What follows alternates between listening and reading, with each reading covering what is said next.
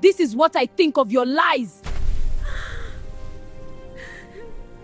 My stepmother burned my university admission letter. I was 17 the day my stepmother smiled while holding my future in her hands. Then she set it on fire. I had worked for that university admission for years. Late nights without electricity. Studying with candles. Waking up before sunrise to sweep the compound, fetch water, and cook for her children before school. My father always told me, be patient.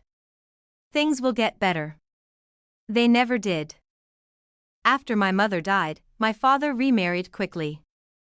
At first, she was gentle. Soft voice. Warm smiles.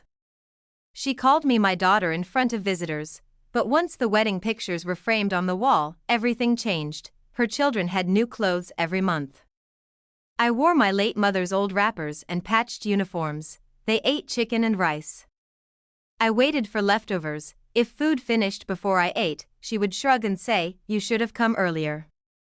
School became my only escape. My teachers saw something in me that I barely saw in myself. Especially my literature teacher.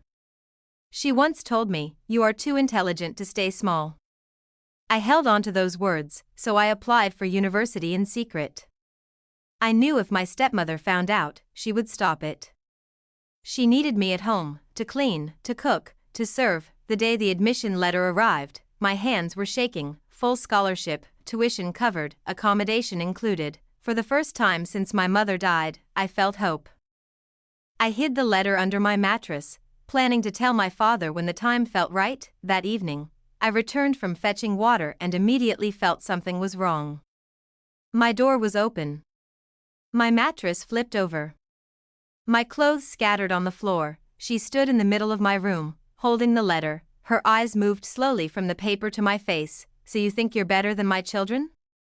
She asked quietly. I couldn't answer. She walked past me without another word. I followed her into the backyard, my heart pounding so hard I could barely hear anything else. She picked up a box of matches, struck one, and held the flame to my admission letter. I screamed as the fire swallowed the paper. She didn't look away. She watched it burn while staring directly at me. "If you leave this house to become successful," she said calmly, "who will serve us?" When my father returned that night, I told him everything. My voice shook.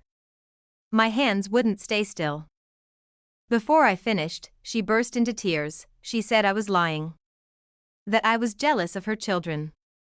That I wanted to break the family apart. My father looked at me with disappointment, and he believed her. That night, I cried until I couldn't breathe, but what she didn't know was that my teacher had insisted I submit copies of everything. The next day at school, I broke down in her office. I told her what happened. Every word. Every detail. She listened without interrupting. Then she made a phone call. Within a week, the scholarship board contacted my father directly. They explained that my admission had already been confirmed and that interference had been suspected. When my father received the call, something changed. He was quiet for a long time after he hung up. 3 days later, he signed the documents required for my enrollment. He didn't argue, he didn't shout, he just signed. The morning I left for university, my stepmother pretended not to care. She stayed inside while my small suitcase was placed in the car, but as we drove away, I glanced back. She was standing at the doorway, watching, and for the first time, I saw fear in her eyes. University was not easy. I struggled. I worked part-time. I studied harder than I ever had in my life. I carried every insult, every hungry night, every tear as fuel. 6 years later, I graduated at the top of my class. I secured a position at an international firm. My first major purchase was a house. I bought it for my father, but the deed carried only one name, mine. They still live there. She walks through halls I paid for. She cooks in a kitchen bought with the education she tried to destroy. Whenever I visit, she avoids my eyes, because the girl she tried to trap in the kitchen now owns the roof over her head, and every time she hears my car pull into the driveway. She remembers the day she tried to burn my future, but fire does not always destroy. Sometimes, it forges something stronger.